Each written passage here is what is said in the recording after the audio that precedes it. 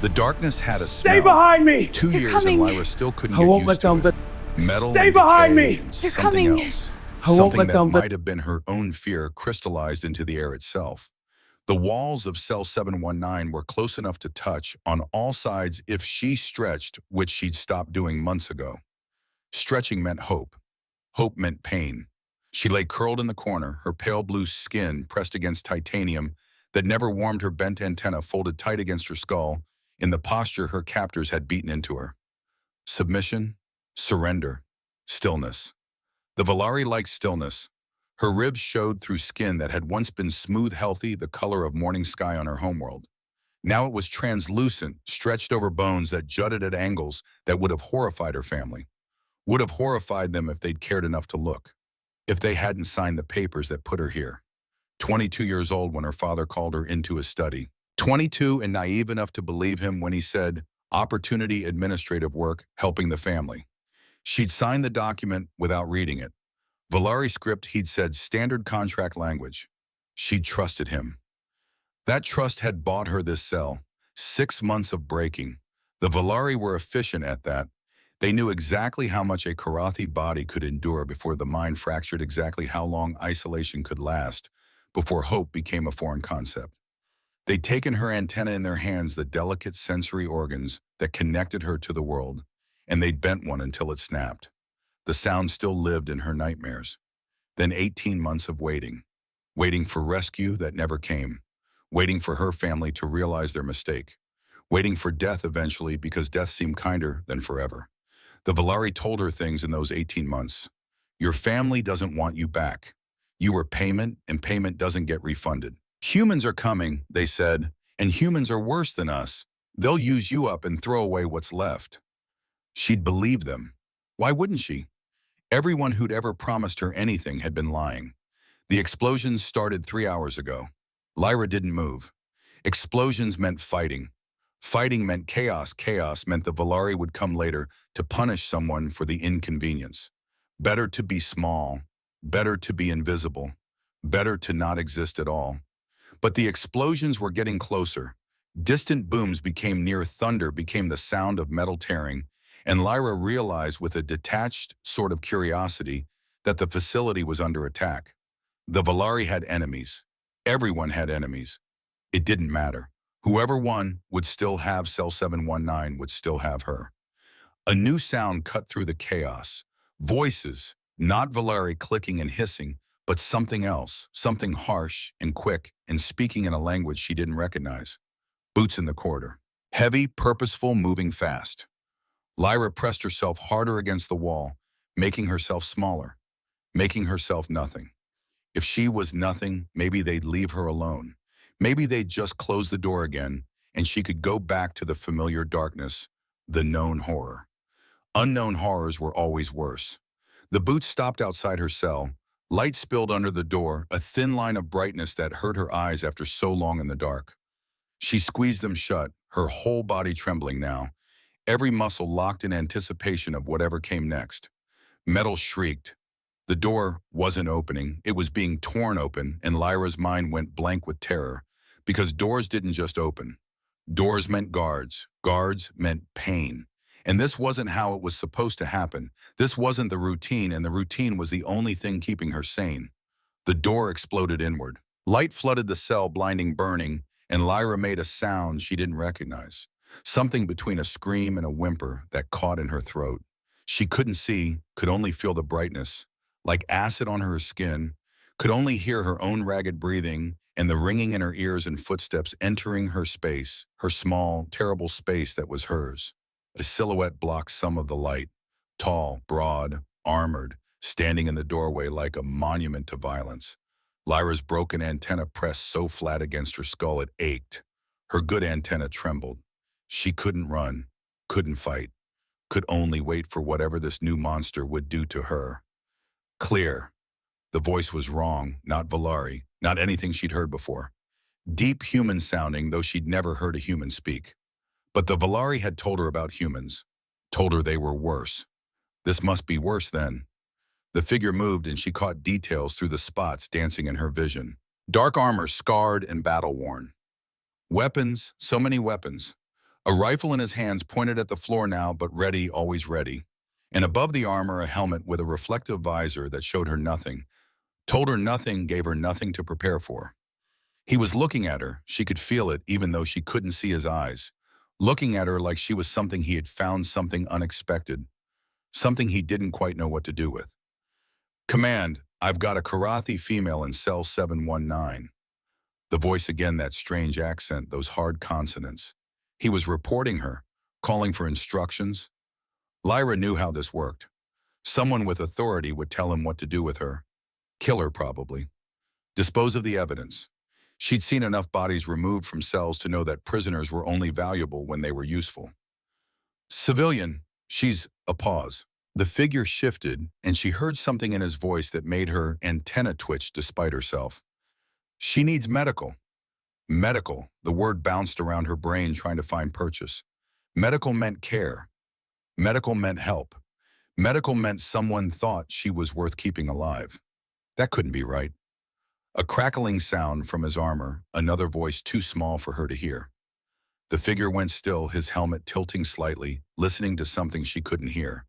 Then, negative sergeant, Karathi aren't priority extraction. Continue sweep. The words were faint, but clear enough. Lyra understood their meaning, even if the language was foreign. Not priority, not worth saving. Continue on. Leave her here. Of course, that's what they'd say. Why would this be different?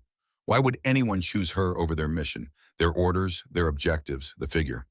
The sergeant apparently stood there for a long moment. Lyra waited for him to leave to close the door to seal her back into the darkness that was at least familiar. She was already pulling back into herself, already rebuilding the walls in her mind that let her survive this place. But he didn't leave. Instead, he knelt down. The motion was slow, careful, telegraphed. He set his rifle on the ground with a deliberate gentleness that made no sense for a weapon. His hands moved to his helmet, and Lyra couldn't help it. She watched because what else could she do? The helmet came off. A face, a human face. Dark skin, brown eyes that looked tired, so tired with shadows underneath, that spoke of too many days without sleep. A jaw covered in stubble, 3 days' worth, maybe dark against darker skin. Nothing in that face was cruel.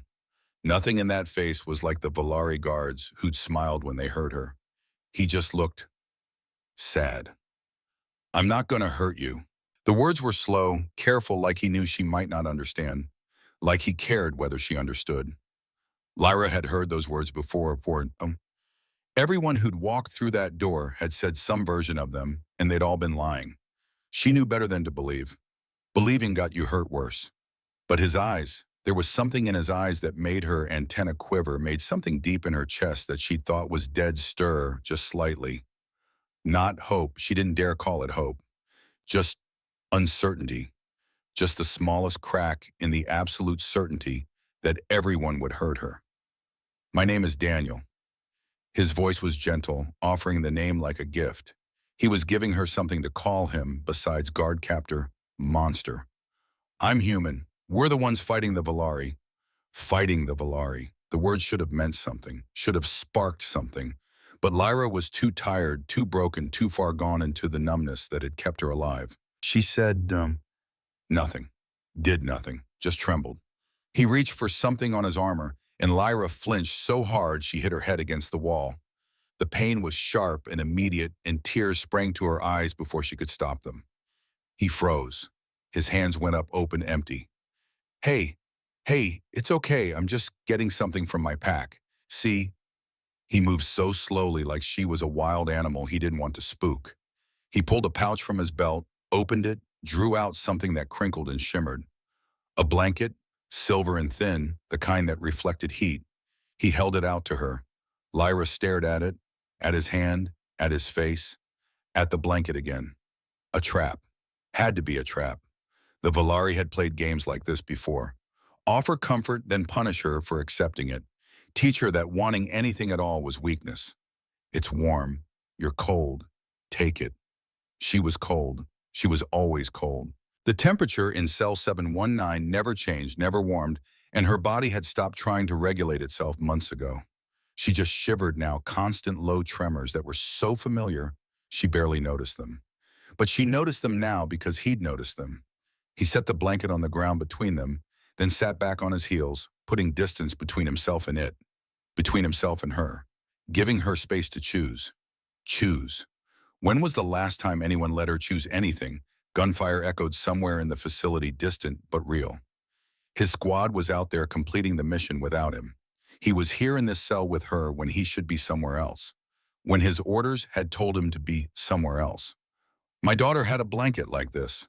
The words came out of nowhere, soft and unexpected. Lyra's good antenna twitched forward just slightly, the first time in months she'd shown any curiosity about anything. Not exactly like this.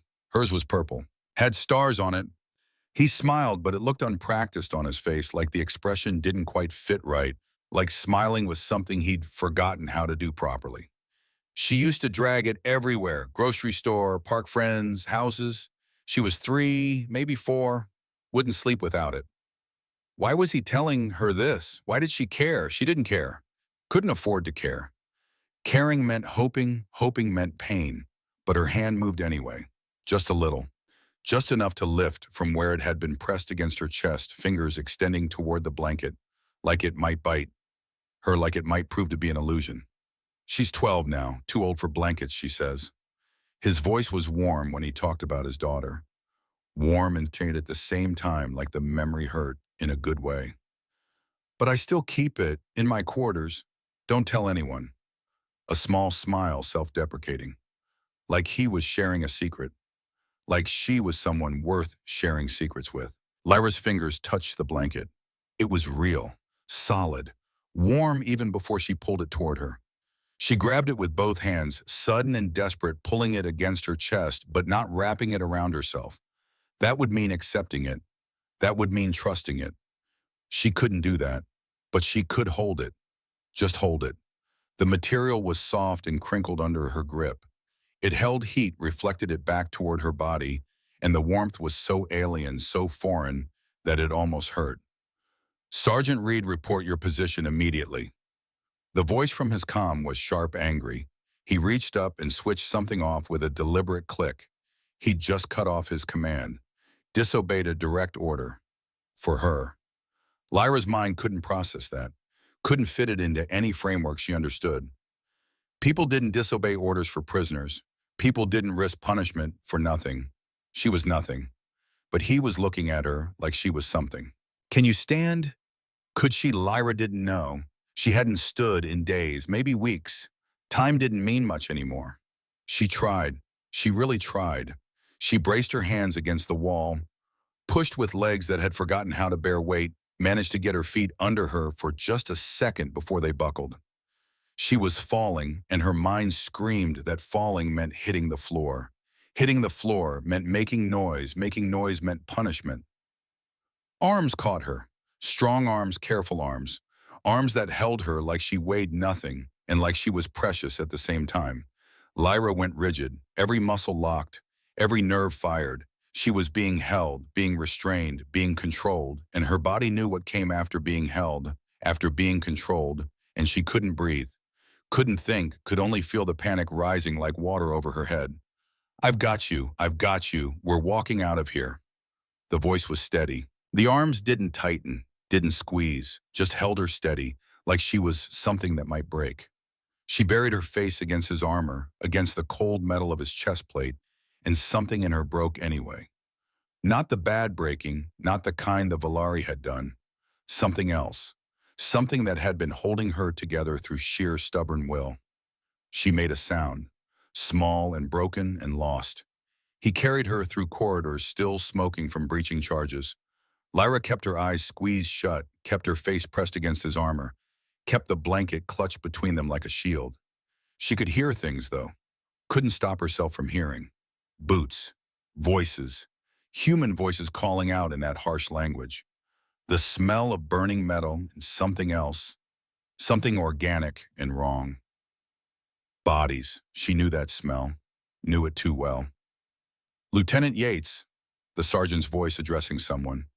Lyra felt him slow but not stop. A woman's voice sharp and questioning. Sergeant, what? She stopped. Lyra could feel the weight of her stare, could imagine what she saw. A soldier carrying an alien prisoner, unauthorized, unscheduled, unexplained. But the woman said nothing. Just let them pass. More corridors, more voices, more soldiers stopping and staring and not interfering. Like they knew. Like they understood something Lyra couldn't comprehend. Cold air hit her skin and she realized they were outside. Outside cell 719. Outside the facility. Outside the place that had been her entire world for 2 years. She should feel something about that. Relief maybe? Joy? Hope? She felt nothing. Just numb and cold and confused. The sergeant set her down on something soft. Medical caught her mind supplied, though she didn't know how she knew that word. In this language, didn't know how she was starting to understand fragments of what people around her were saying. The cot was in some kind of transport vehicle. She could hear engines, feel vibrations through the floor. She immediately curled into a ball, pulled the blanket over herself, tried to make herself small again. Small was safe. Small meant invisible. "What's your name?" The sergeant, it was still there, crouched beside the cot, his tired eyes at her level. Name. She had a name. Somewhere under the layers of trauma and survival and numbness, she had a name that her mother had given her before her mother had let her father sell her.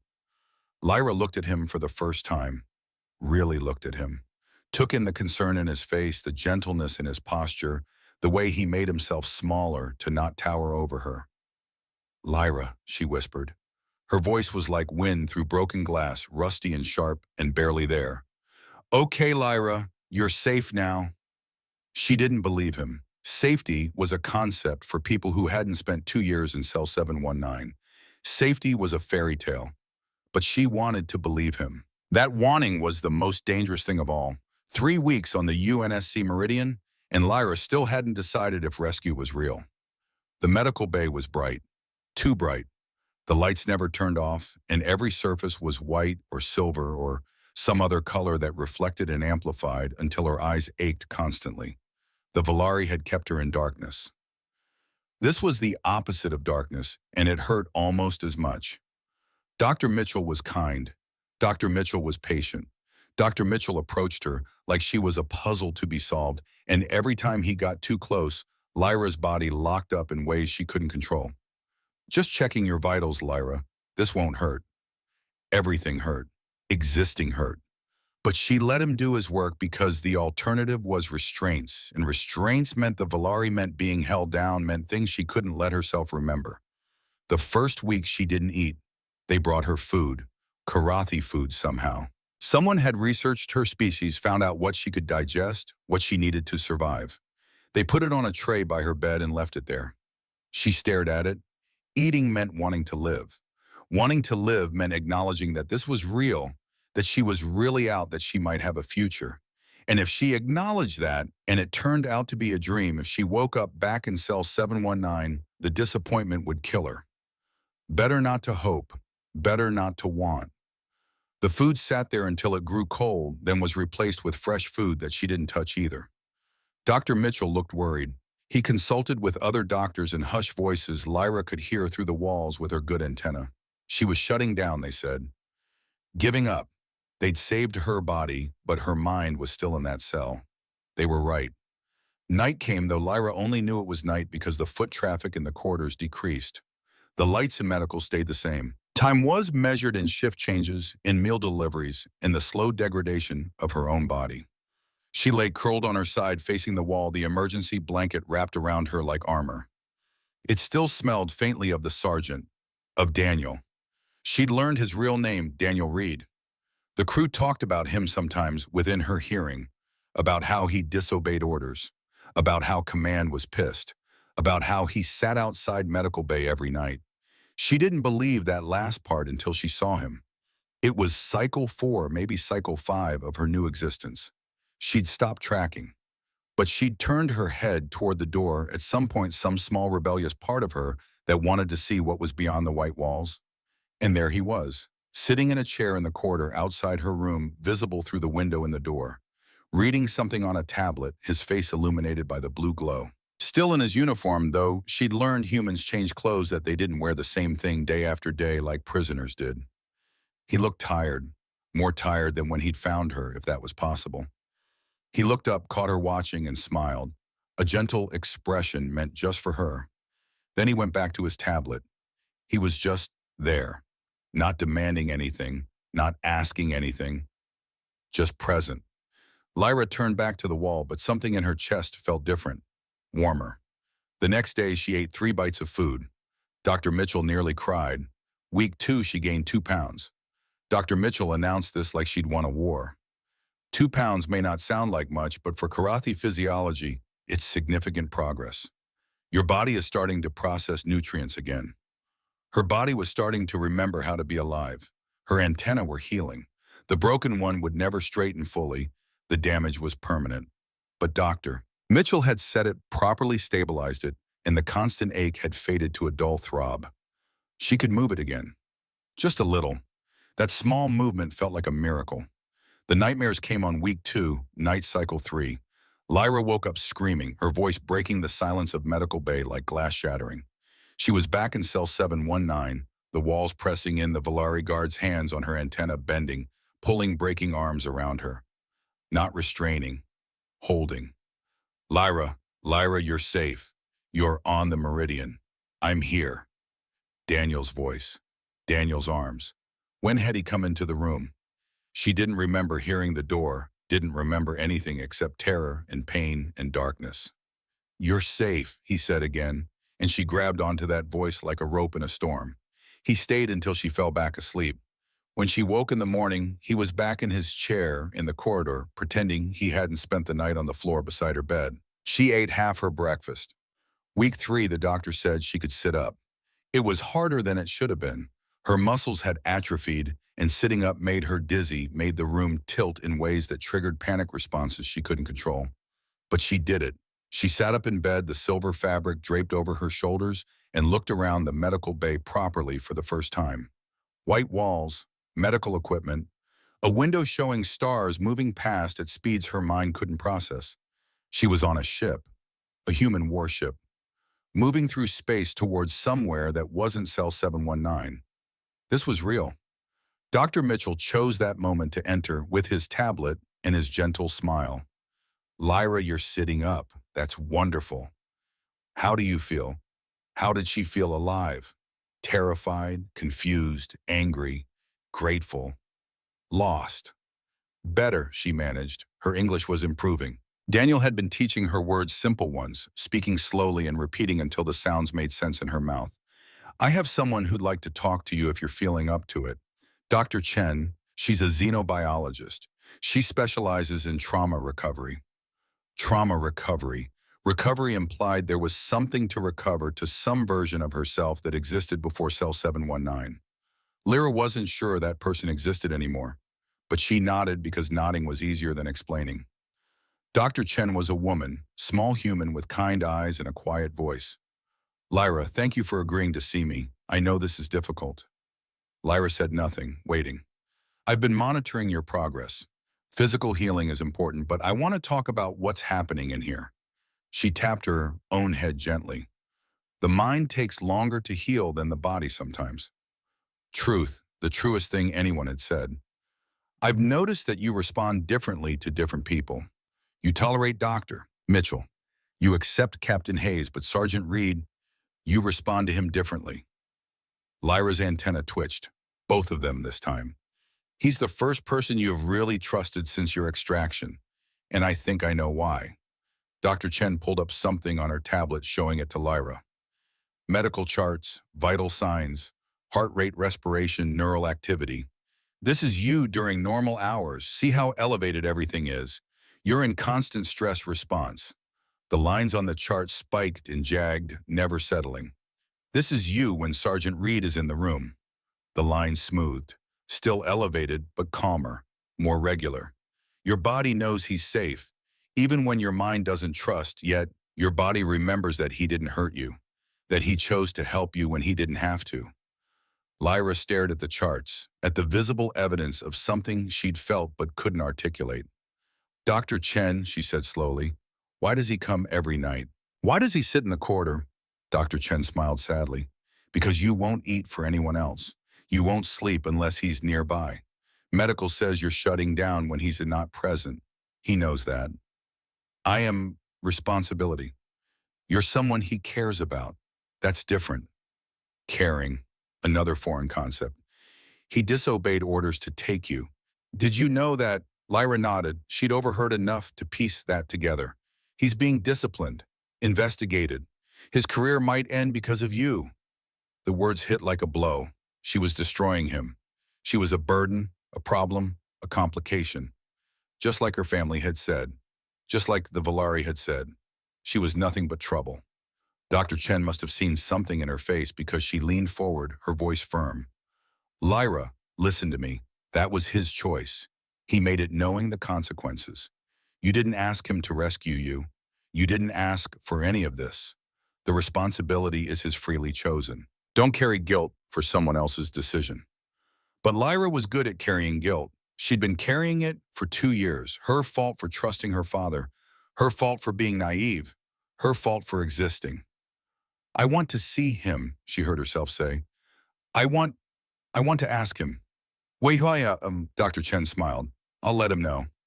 Daniel came at shift change, still in uniform, looking like he'd been awake for 30 hours straight. He pulled the chair from the corridor into the room, sat down, elbows on his knees, looking at her with those tired, patient eyes. Dr. Chen said you wanted to talk. Lyra's hands twisted in the blanket. His blanket. She'd stopped thinking of it as emergency equipment. It was his daughter's purple blanket, the one with stars, the one he kept hidden in his quarters. She didn't know how to start. Didn't know what words to use. Daniel, she finally said. His name was still hard, the consonants strange in her mouth, but she tried. I want to ask. Ask what? Her good antenna pressed forward, trembling. Why, just that. Just the one word that contained everything. He understood. She could see it in his face. Why did you take me? The question hung in the air between them, heavy and dangerous. I was nothing. I am nothing. The Valari said, her voice cracked. They said no one would come. They said my people had forgotten me. They said humans were worse than them. That humans would, she stopped, couldn't finish. The Valari had told her what humans would do to her, and it had been worse than death. Why did you take me? Daniel was quiet for a long moment. His hands were clasped between his knees, and she watched him think, watched him choose his words. Because the door was there, he finally said, and you were behind it, and leaving you wasn't something I could do. Simple. Too simple. But your commander said no. They did. You disobeyed. I did. Her antenna tilted, confused. You could have been punished. Still might be. Probably will be, actually. He said it so calmly, like his career, his future, his freedom weren't hanging in the balance. Then why? He leaned forward, and there was something in his eyes that made her breath catch. Lyra, I've been fighting this war for 6 years. I've seen things that don't leave you. Things I'll never be able to forget. And somewhere along the way, I started to wonder what the point was. We save planets. We liberate systems. But what does any of it mean if we can't save the person right in front of us?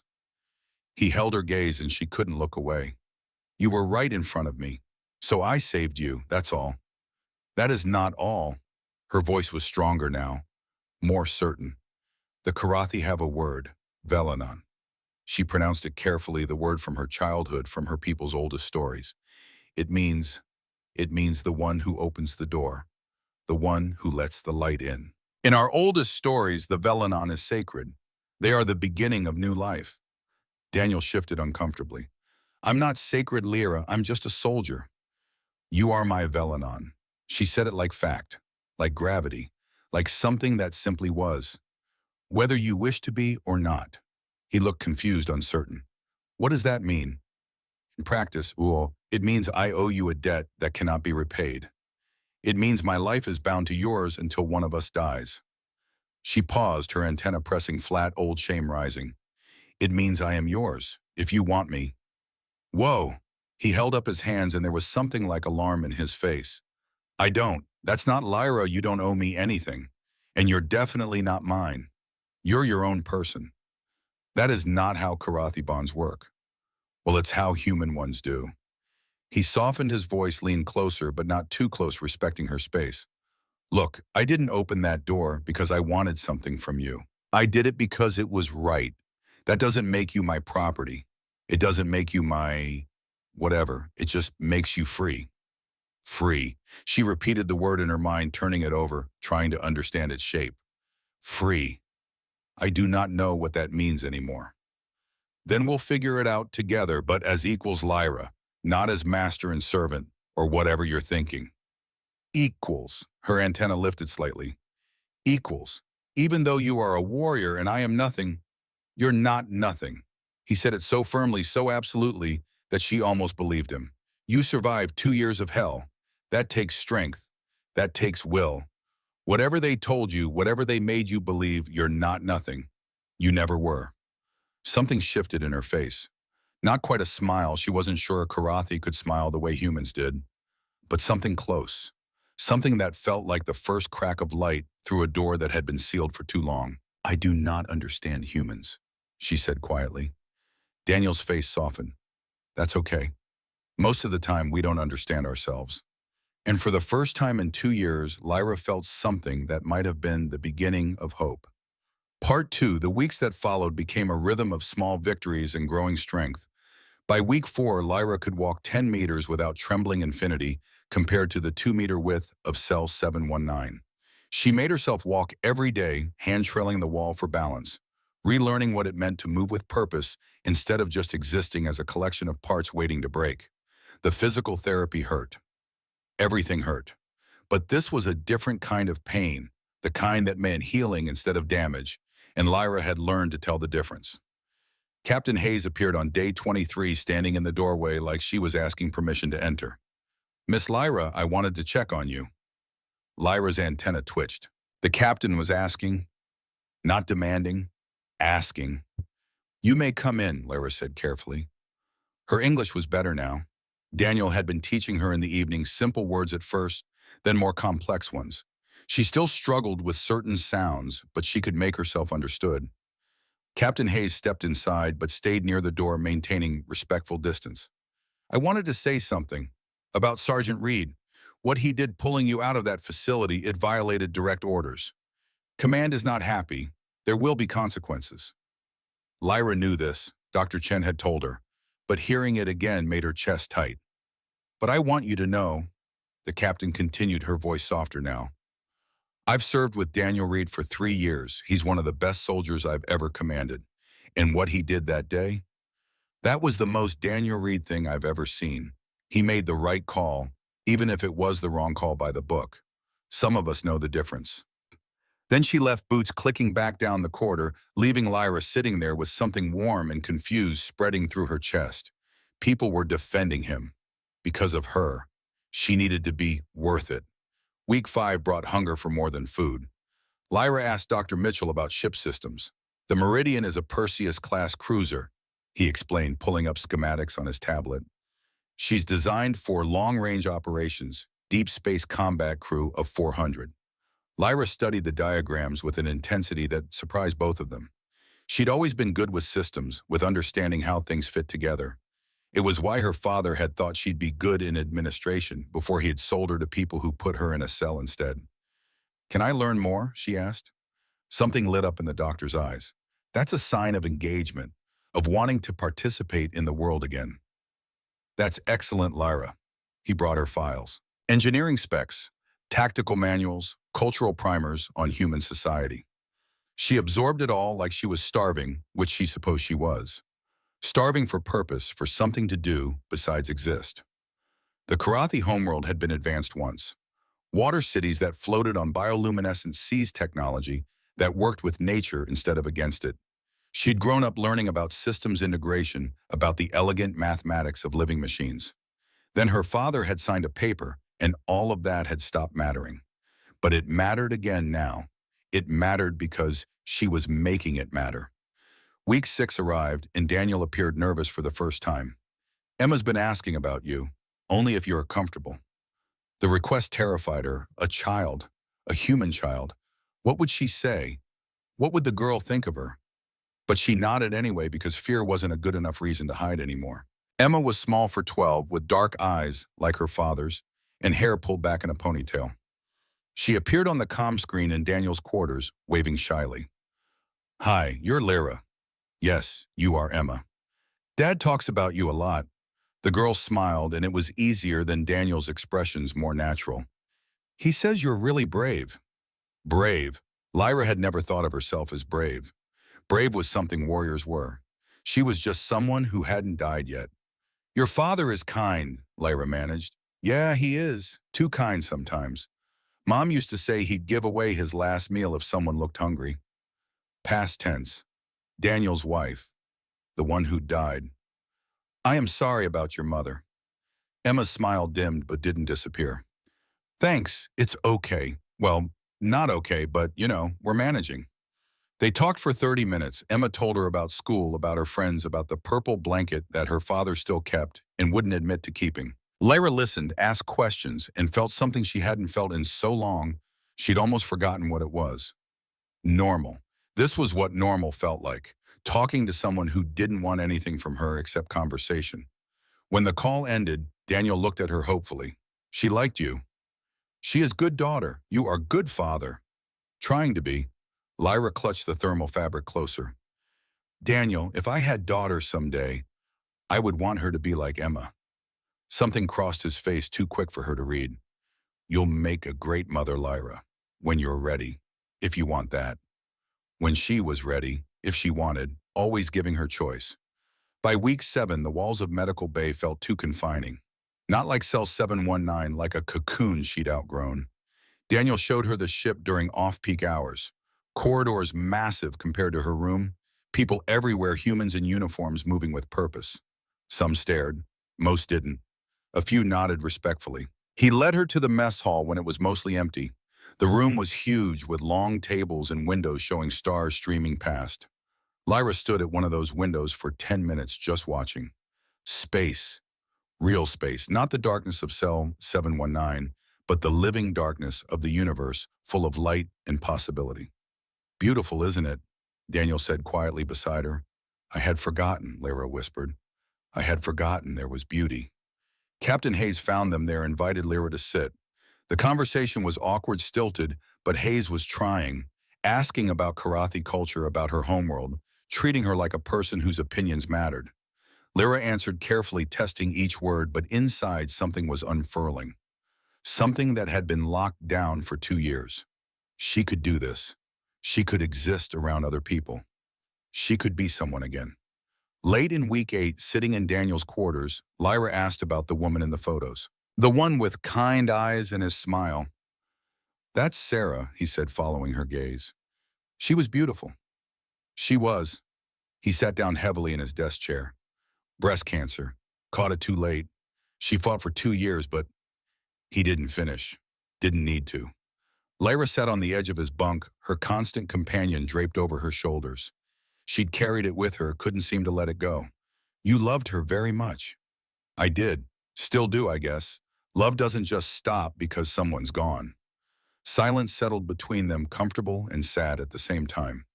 Lyra's antenna trembled. She'd been building up to this for days, this moment, this choice. She could stay silent, could keep her past locked away where it couldn't hurt anyone. But Daniel had shared his pain. He'd been vulnerable with her consistently, constantly. Equals, he'd said. Equals meant reciprocity. Equals meant trust went both ways. Daniel, she said quietly, I want to tell you something about before. He turned to face her, giving her his full attention. You don't have to. I know, I want to. She pulled the material tighter, gathering courage. My family was not poor. We were comfortable. Middle status in our society. My father worked in water regulation, important position. My mother taught mathematics. I had 2 younger siblings. Past tense. Had. When I was 21, my father made investments. Bad investments. He lost money, lots of money. Money that wasn't his to lose. He owed debts to people who do not forgive debts. Her voice was steady. She was surprised by that. In Karathi culture, family debt is sacred. More important than individual rights. If the family owes, the family pays. Any way necessary. Daniel's expression was careful, controlled. Listening without judgment. One night my father called me to his study. He looked so serious, so sad. He told me there was opportunity to help the family.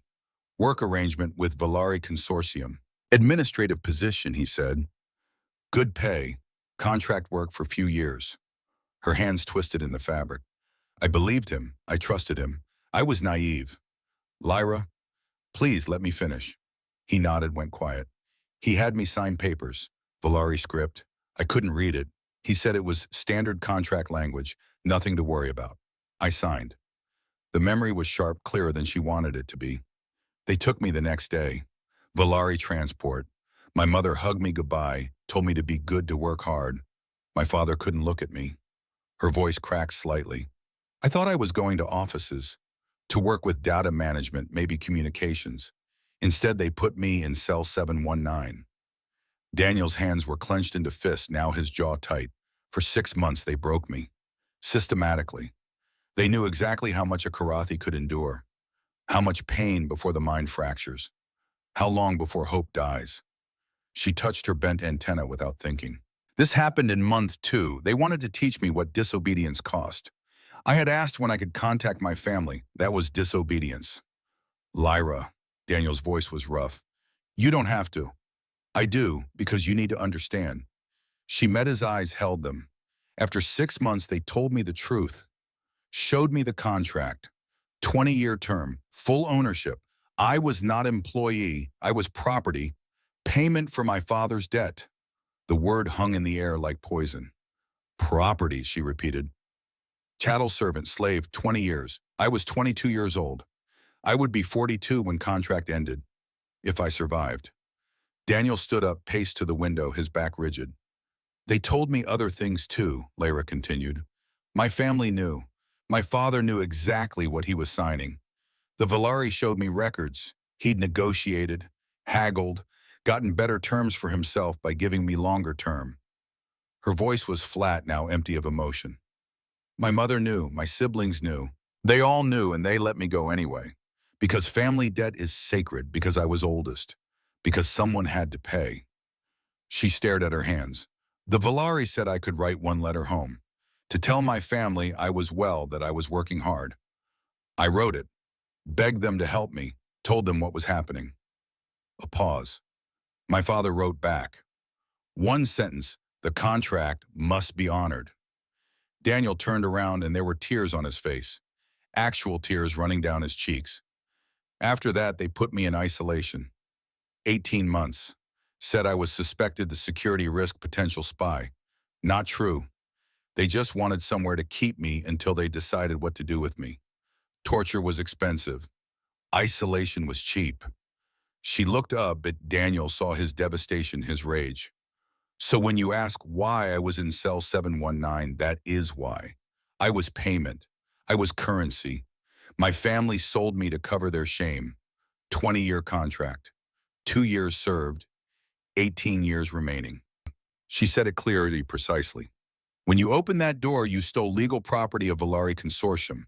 You violated commercial treaty. You created diplomatic incident.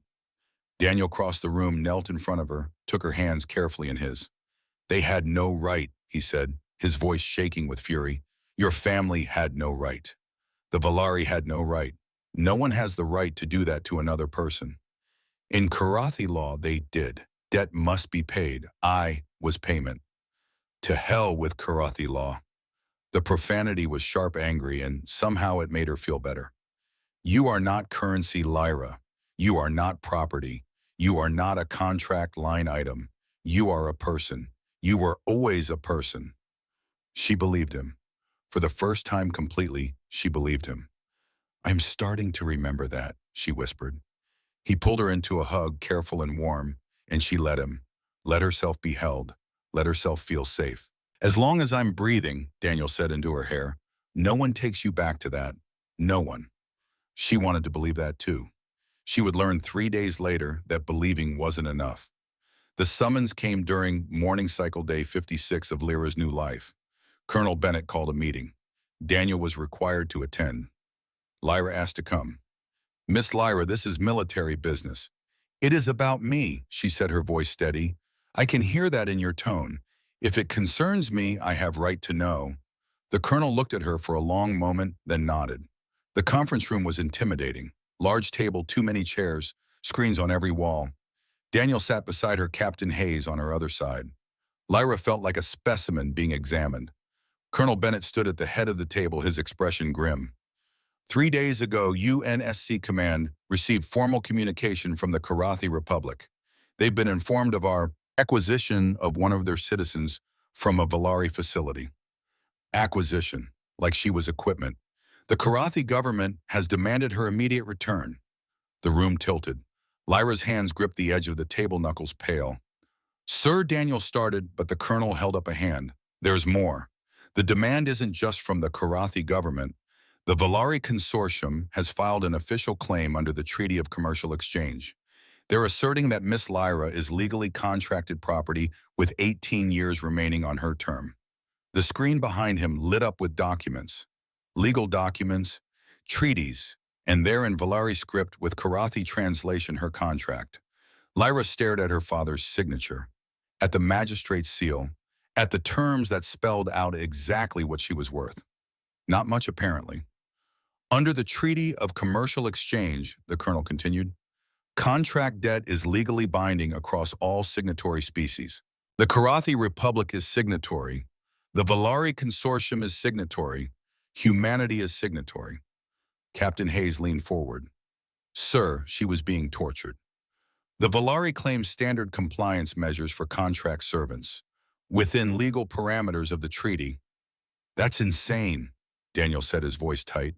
She's a person, not property. Under their law, Sergeant, she's both. Lyra found her voice, though it shook. What does this mean? Colonel Bennett looked at her, and there was genuine regret in his eyes. It means the Karathi delegation will arrive at this station in 72 hours to retrieve you. And under current treaty obligations, we don't have legal grounds to refuse them. The world went silent. 72 hours, 3 days. Then back to cell 719. Back to darkness.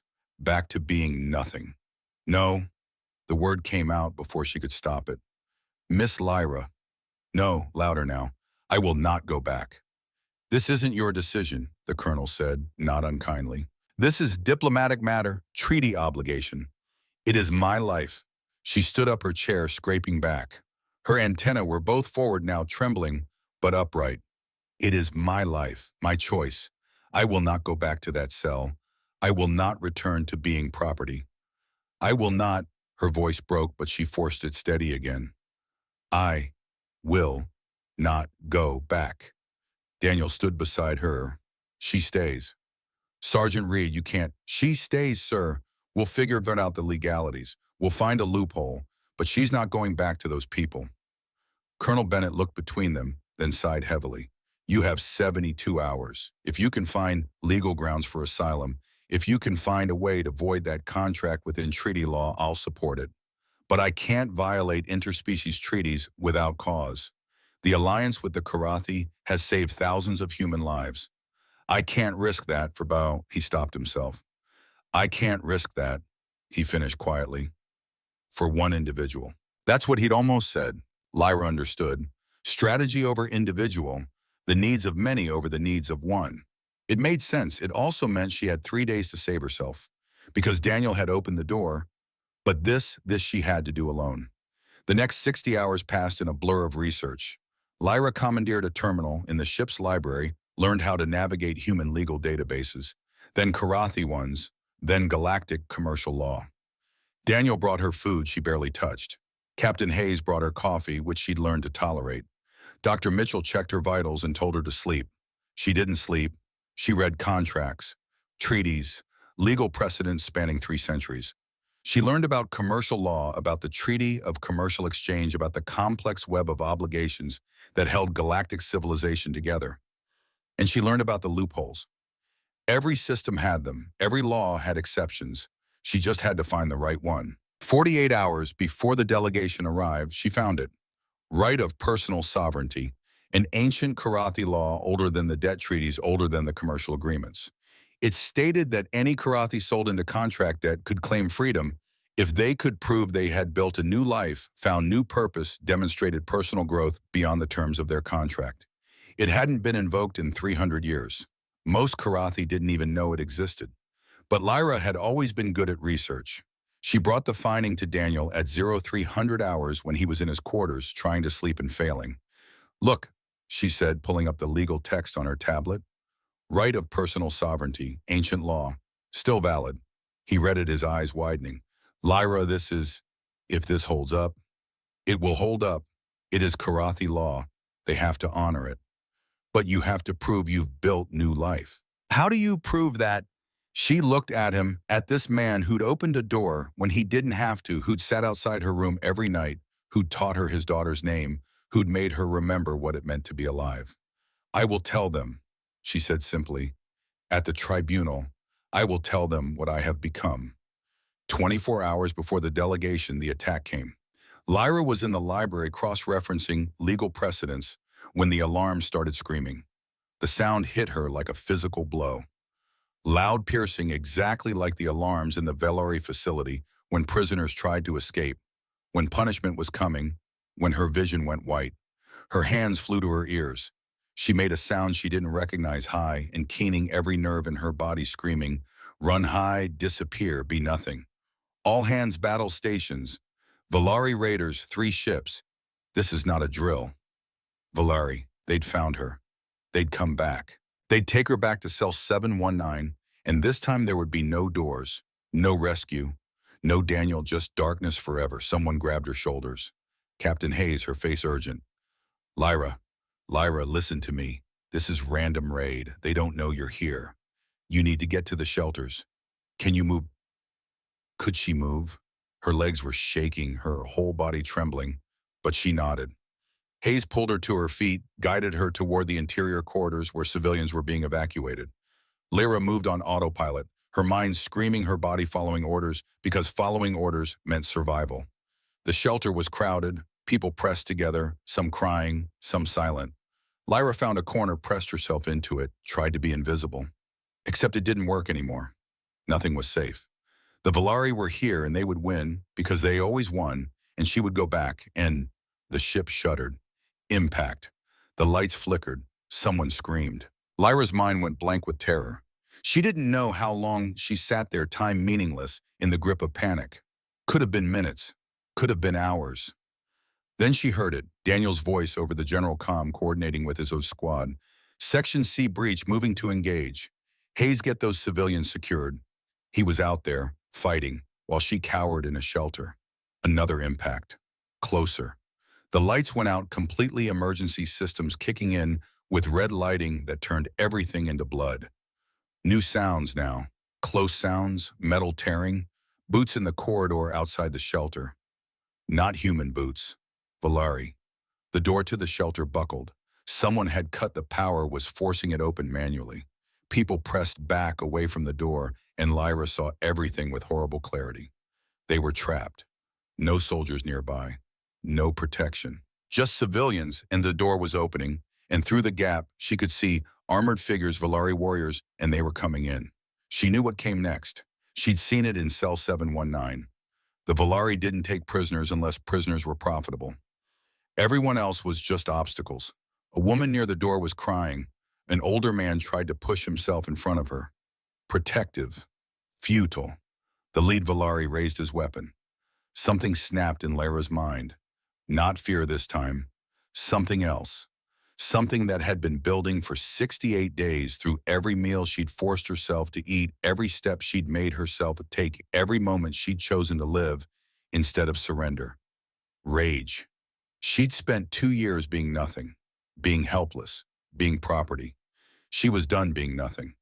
Lyra moved before she could think. There was an emergency kit mounted on the wall, red and clearly labeled. She grabbed it, yanked it open. Fire extinguisher. Chemical compound meant for electrical fires. The Velari warrior was stepping through the door now, weapon aimed at the crying woman. Lyra pulled the pin on the extinguisher, aimed it at his helmet, and squeezed. White chemical foam exploded across his visor, and he stumbled back, momentarily blinded. His weapon discharged, plasma bolt going wide, hitting the wall. Lyra didn't stop. She was moving on instinct now, on survival programming that had kept her alive for 2 years. She knew Velari armor, knew the weak points, had spent months watching guards learning, memorizing. She grabbed a metal support pole from the emergency supplies, swung it at the warrior's knee joint where the armor was thinnest. The pole connected with a satisfying crunch. The Valari went down and Lyra hit him again, this time at the helmet seal, and again, and she was screaming now, 2 years of silence breaking out of her in a sound that was rage and pain and refusal. I am not property. I am not yours. I choose myself. Strong hands pulled her back. She fought them, still screaming, still swinging, until a familiar voice cut through the chaos. Lyra, Lyra, it's me. It's Daniel. You're safe. He's down. You did it. You're safe. She stopped fighting, turned. Daniel was there in full combat gear, bleeding from his shoulder where his armor had been breached. His squad was behind him, securing the corridor, checking the fallen Valari. He was staring at her like he'd never seen her before. You saved them, he said, his voice filled with something she couldn't name. You saved everyone in the shelter. Lyra looked down at herself, at the metal pole still in her hands, at the unconscious Valari at her feet. She'd fought, and she'd won. The words came quieter this time, not a scream, but a truth. I am Lyra. Daniel's face broke into a small, genuine smile. Yes, he agreed, you definitely are. Then his legs buckled, and Lyra caught him, her arms surprisingly strong, holding him up the way he'd held her 68 days ago. Role reversal. She was supporting him now. Medical, she called out, her voice clear and commanding. He needs medical, now. People moved to obey her, and Lyra realized something fundamental had shifted. She wasn't a victim anymore. Wasn't someone who needed constant protection. She was someone who fought back. Someone who saved people. She was Lyra. Not property, not contract, not debt. Just Lyra. And in 72 hours, she would make sure everyone understood that. Part 3. Daniel's shoulder wound took 6 hours to repair. Lyra sat outside the surgical bay the entire time, the metal pole still in her hands, until a nurse gently pried it away. She didn't remember picking it up after the attack ended, didn't remember holding it while the medics loaded Daniel onto a stretcher, but her fingers had cramped around it like it was the only real thing in the universe. Dr. Mitchell came out, eventually looking tired but satisfied. He's stable. Plasma burns are tricky, but we got it. He'll need rest, physical therapy, but he'll be fine. Lyra nodded, not trusting her voice. You can see him if you want. He's been asking for you. She found Daniel in a recovery room, propped up on pillows, his shoulder wrapped in regenerative bandages. He looked pale, exhausted, but he smiled when she entered. Hey, he said, I heard you went full warrior back there. I hit Valari with pole. You saved 23 people. Captain Hayes counted. 23. Lyra sat down in the chair beside his bed, her hands shaking now that the adrenaline was fading. I was so afraid, she admitted. When alarm started, I was back in cell 719. I was nothing again. But you weren't. No, she looked at her hands, these hands that had swung a pole, that had fought, that had won. I was angry instead. Anger's good. Anger means you care enough to fight back. She met his eyes. Daniel, the tribunal is in 48 hours. I know. I found legal precedent, right of personal sovereignty. It might work. It will work. He said it with such certainty, such faith in her. But I have to speak. I have to tell them everything. Prove I have built new life. You have. Look at you, Lyra. 68 days ago, you couldn't stand up.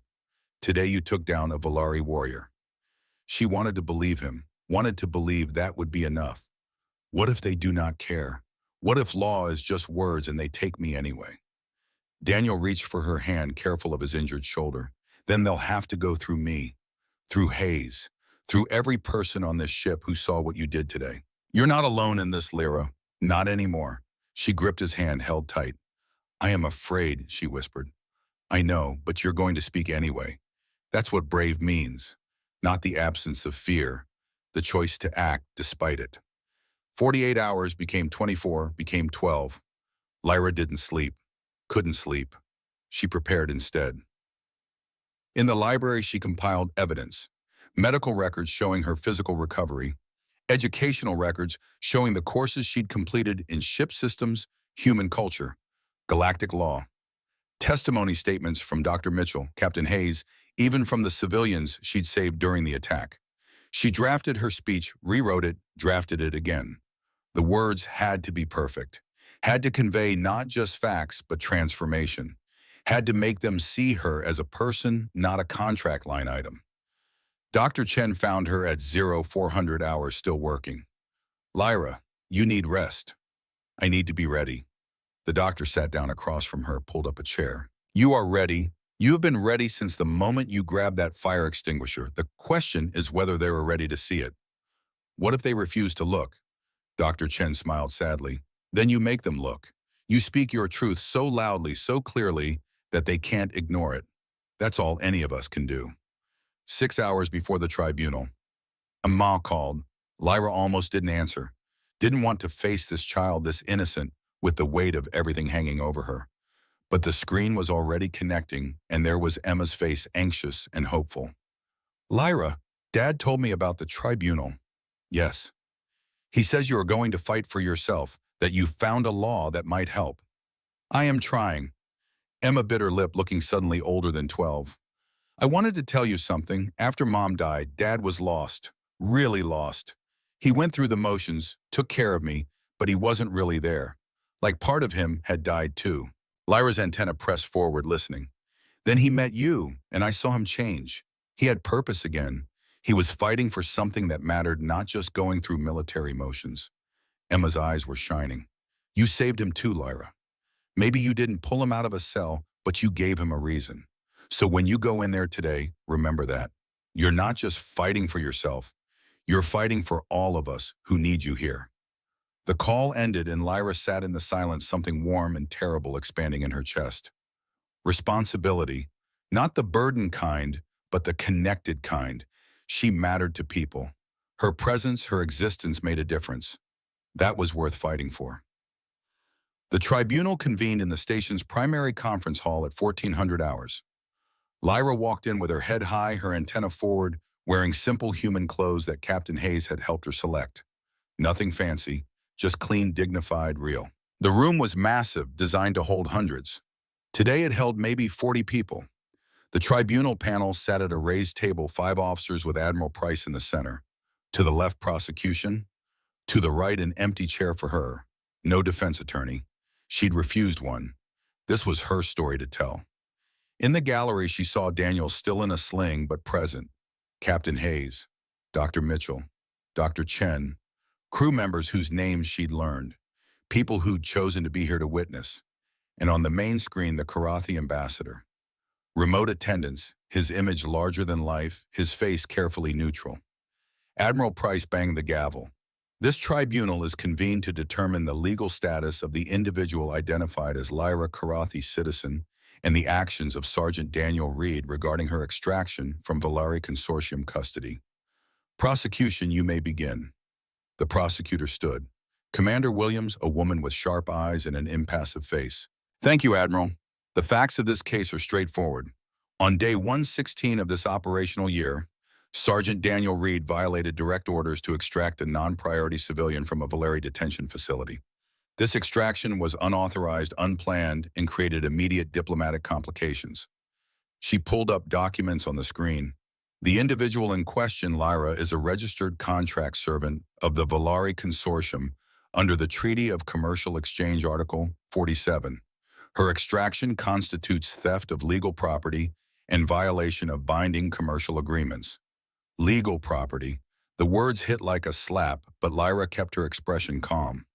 Furthermore, Williams continued, the Karathi Republic has formally demanded her return, citing both the commercial contract and their sovereign right to manage their citizens' contract obligations. The Valari Consortium has filed legal claim for breach of contract and demands either return of property or financial compensation equivalent to 18 years of remaining contract value. She turned to face Lyra directly. This tribunal must decide whether Sergeant Reed's actions constitute criminal breach of treaty, whether the extracted individual has legal grounds for asylum, and what penalties, if any, should be imposed. Williams sat down. Admiral Price looked to Lyra. Miss Lyra, you've declined legal representation. Do you wish to speak on your own behalf? Lyra stood. Her legs were steady. Her voice would be too. I do, Admiral. Proceed. But before she could speak, the prosecutor stood again. Admiral, before Miss Lyra testifies, the prosecution would like to enter into evidence the complete contract between the Karathi family designated Shenkar and the Valari Consortium. We believe this document is central to understanding the legal framework. Objection, Lyra said, the word coming out strong and clear. I have not seen complete contract. Admiral Price frowned. You haven't seen your own contract? No, sir. My father had me sign in Valari script. I could not read it. I was told it was employment agreement. Something shifted in the Admiral's expression. Commander Williams, is this true? The contract is in standard Valari commercial script, yes, but ignorance of terms doesn't void legal agreements. Display the contract, Admiral Price ordered. Both versions, Valari and translated. The screen lit up with text, dense, complex, full of legal terminology, and there highlighted in red the terms Lyra had never seen. 20-year contract duration. Complete ownership transfer. Physical discipline, authorize. No early termination except by death or completion. Breeding rights reserved. Property transfer allowances. Resale options. The room went silent. Lyra read the words, each one a knife. Breeding rights. They'd owned her body, her future, her potential children. She'd known it was bad. She hadn't known it was this. Furthermore, William said, her voice cold, the contract clearly states that 2 years have been served. 18 years remain. The financial value of those remaining years, calculated at current market rates for skilled Karathi labor, equals approximately 4.3 million credits. She turned to Lyra. That is what you are worth, Miss Lyra. 4.3 million credits of remaining contract obligation. Are you prepared to reimburse that amount to void your contract? Lyra's hands were shaking. She clasped them together, forced them still. I have no credits. Then you have no grounds to void the contract. You are by definition and by law property of the Valari Consortium. Admiral Price held up a hand. Commander Williams, I understand you're presenting the legal framework, but I'll ask you to refer to Miss Lyra as a person, not property, while in this tribunal. With respect, Admiral, the law defines her as both. The Karathi ambassador's image flickered, and he spoke for the first time, his voice carrying the formal cadence of diplomatic speech. The Karathi Republic recognizes the validity of this contract. We also recognize that under our law, family debt supersedes individual rights. The Shenkar family obligation has been transferred to Lyra as the eldest child. This is legal proper and in accordance with 3 centuries of precedent. He looked directly at Lyra. We sympathize with her situation, but law is law. Civilization requires order. Order requires honoring contracts, even difficult ones. Lyra felt the walls closing in, felt cell 719 reaching for her across space and time. But then she remembered. The pole in her hands, the Valari going down, Daniel's faith. Daniel's, Emma's hope, 23 people alive because she'd fought back.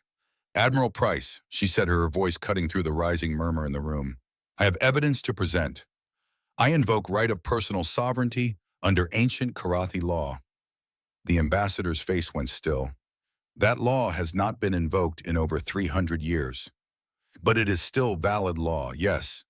A long pause. It is technically valid. Then I invoke it. I claim my right to void this contract on grounds that I have built new life, demonstrated personal growth, and proven capability beyond the terms of my servitude. Commander Williams stood quickly.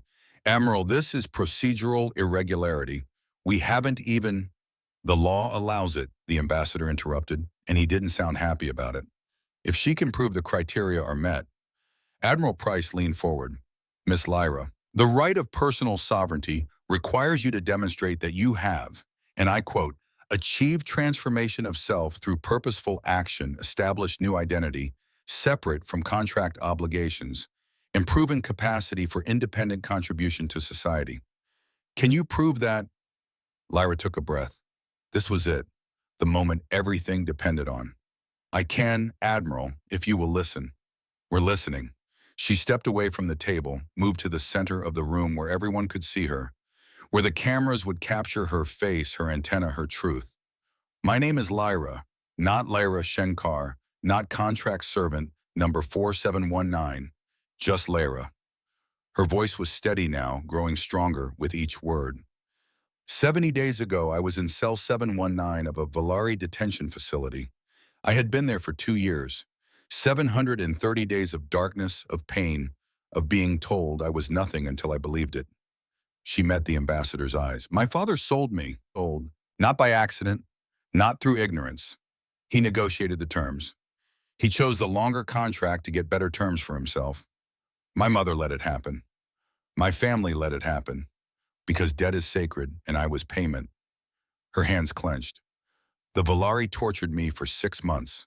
They broke my antenna, she touched the bent one, to teach me that disobedience had consequences.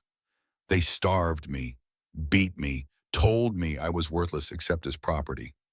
She turned slowly, making eye contact with each tribunal member. Then they put me in isolation for 18 months.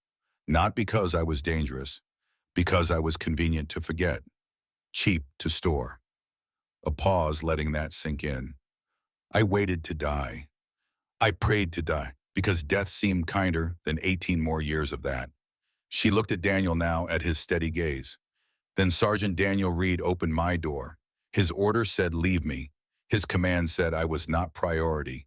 Every logical reason said, walk away. Her voice softened. He knelt down instead, took off his helmet, offered me a blanket, told me about his daughter. Back to the tribunal. He did not save me. He gave me a chance to save myself. And I took it. She began counting on her fingers. In 70 days, I have gained 14 pounds. I have healed broken bones. I have learned to walk again, to speak again, to eat without fear. Another finger. I have studied ship systems, human culture, galactic law. I have completed certification courses in engineering basics, medical assistance, cultural integration. Another. I have made friends. Captain Hayes, who taught me that authority can be kind. Dr. Mitchell, who taught me that healing takes time. Dr. Chen, who taught me that trauma does not define me. Her antenna lifted higher.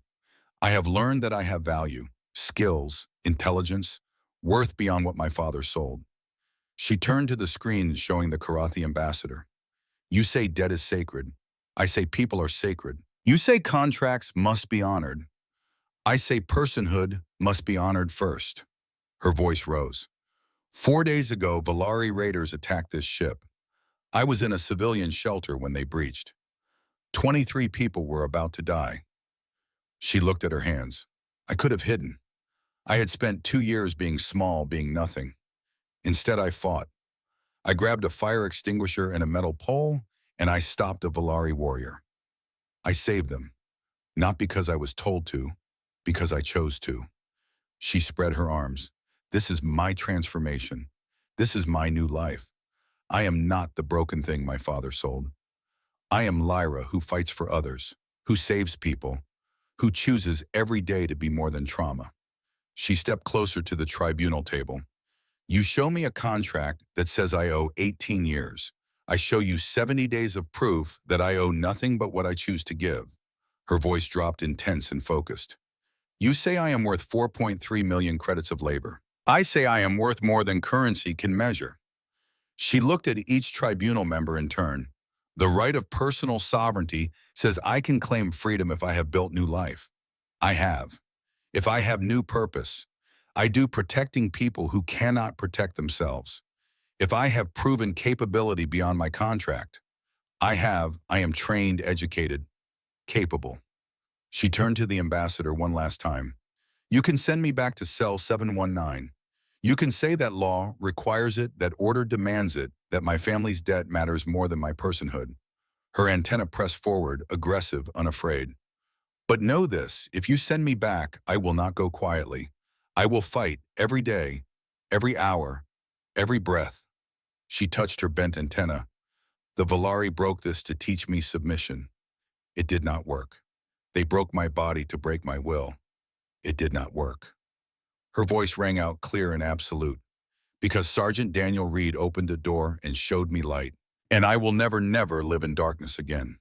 She stood there, chest heaving, tears on her face, but her head high, her gaze unwavering. I am Lyra, not property, not debt, not contract. I am person, I am free, and I claim that freedom under the oldest law my people have. Silence fell like snow. Admiral Price stared at her. The tribunal members stared. The gallery was absolutely still. The Karathi ambassador's face was unreadable. Then slowly he inclined his head. The right of personal sovereignty, he said quietly, requires proof of transformation, new purpose and capability. You have adequately demonstrated all three. He looked pained saying it. The Karathi Republic will recognize your claim. The contract is void. The room erupted. Commander Williams was on her feet objecting. Half the gallery was cheering. The tribunal members were conferring urgently. Admiral Price banged his gavel repeatedly. Utter order in this tribunal. When the room finally quieted, he looked at Lyra with something that might have been respect. Miss Lyra, I have presided over many tribunals in my career. I have never heard testimony quite like that. He turned to the ambassador. Ambassador, you recognize the claim. I do. Reluctantly, but I do. The law is clear, and she has met the burden of proof.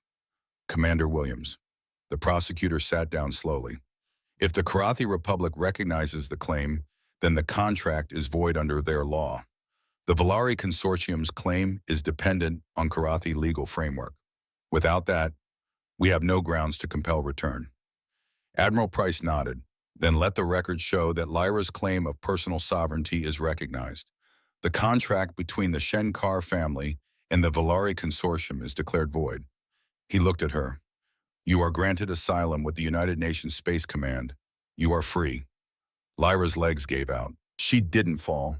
Captain Hayes was there catching her, holding her up, tears streaming down the captain's face. You did it, Hayes whispered. You did it. Behind them, Daniel was trying to stand despite his sling, his face split in a grin so wide it looked painful. Admiral Price banged his gavel again. There is still the matter of Sergeant Reed's actions. The room quieted. Sergeant Daniel Reed, you violated direct orders. You disobeyed command. You created a diplomatic incident that required months to resolve. Daniel stood at attention, his face serious. However, the Admiral continued, your actions ultimately resulted in the rescue of a person being illegally tortured, the exposure of treaty loopholes being exploited for slavery, and diplomatic pressure that will likely reform commercial contract law. He paused. Not to mention your unauthorized extraction inspired one of the most courageous acts I've witnessed, the testimony we just heard.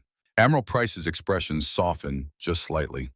You are hereby reduced in rank to corporal, 6 months pay suspension, and you are reassigned to the newly formed Karathi Refugee Integration Office, where apparently they need someone who understands the job. He looked between Daniel and Lyra. Someone who knows that sometimes the right choice and the legal choice aren't the same thing, and has the courage to choose right anyway. The gavel came down one final time. This tribunal is adjourned. Outside the tribunal hall, stars burned through the station viewport. Lyra stood there watching them, feeling like she was seeing them for the first time. The same stars that had been visible from Cell 719, but now they meant something different. Freedom, possibility, future. Lyra, she turned. Daniel was there, his arms still in a sling. Emma's face on the comm tablet he carried. We wanted to tell you something, he said. Emma's voice came through clear and happy. Lyra, I asked Dad if you could come stay with us. When you're ready, if you want to. Lyra felt her antenna quiver. You want me? Of course we want you, Daniel said softly. Not because you owe us, not because of Velanon or debt or duty, because you're family, Lyra, if you want to be. Family, a word that had meant betrayal, pain, abandonment. But maybe it could mean something else, something chosen instead of imposed. Her voice caught. I need to tell you something first. They waited. When I said Velanon in the beginning, I meant it. You opened door, you were sacred, I owed you everything. She stepped closer. But that was wrong. You are not my savior. You did not rescue me. Daniel's face fell slightly, but she continued. You gave me chance, but I walked through door. I chose to heal. I chose to fight. I chose to speak. She took his free hand carefully, consciously. I do not choose you because you opened door. I choose you because you are kind. Because you see me as person, not thing. Because when I am with you, I remember what it feels like to be whole. Her antenna lifted high and sure. I choose you, Daniel Reed. And you, Emma, not as my saviors, as my partners, as my equals, as my family. Tears ran down Daniel's face. If you will have me, Lyra finished. Emma was crying on the screen. Yes, yes, we want you. We want you so much. Daniel pulled her into a careful, one-armed hug, mindful of his injury. I was never looking for this, he said quietly. After Sarah died, I thought that was it. Just keep fighting until the fighting killed me. He pulled back to look at her. Then I opened a door and found you. And you reminded me what I was fighting for. Not just territory or strategy or victory, for the person right in front of me, for the chance to make a choice that matters. Lyra laughed, that strange fluting sound that Daniel had once said was his favorite. We are strange family, she said. Human and Karathi, people will talk. Let them talk. Your people may not accept me. Then they're not my people. My people definitely will not accept you. Daniel grinned. I think I can live with that. She leaned into him, her head against his chest, careful of his injured shoulder. Behind them, the tribunal chamber was emptying. Ahead, the transport that would take them back to the Meridian. Back to medical bay, probably for Daniel's continuing treatment. Back to the quarters that had become familiar. Back to the routine she'd built, the life she'd claimed. But different now. Free now. Daniel, she said softly. Yeah. Thank you for opening the door. He rested his chin on top of her head, gentle with her antenna. Thank you for walking through it. On Emma's screen, the girl was smiling through tears. Dad, Lyra, I love you both. We love you too, sweetheart, Daniel said. Lyra looked up at him, at this man who'd given her a chance when she'd given up hope. At the girl on the screen who'd accepted her without question. At the family she hadn't known she needed. I love you, she said, testing the words, finding them true. I love you both. Outside the viewport, the Meridian was docked, waiting. A ship full of people who'd witnessed her transformation, who'd seen her fight, who'd heard her speak her truth. Inside, a makeshift family held each other, broken pieces that had somehow found a way to fit together. Lyra closed her eyes, felt Daniel's heartbeat steady under her cheek, heard Emma's breathing on the comm. 3 months ago, she'd been nothing in a cell waiting to die. Today, she was Lyra, free, whole, loved. She'd walked through the door, but more than that, she'd become someone worth walking toward. Someone who fought for others. Someone who spoke truth to power. Someone who chose every day to be more than her trauma. The door had opened. The light had flooded in. And Lyra, who had lived in darkness for so long, finally understood what it meant to be free. Not because someone had saved her, because she had saved herself. And that made all the difference.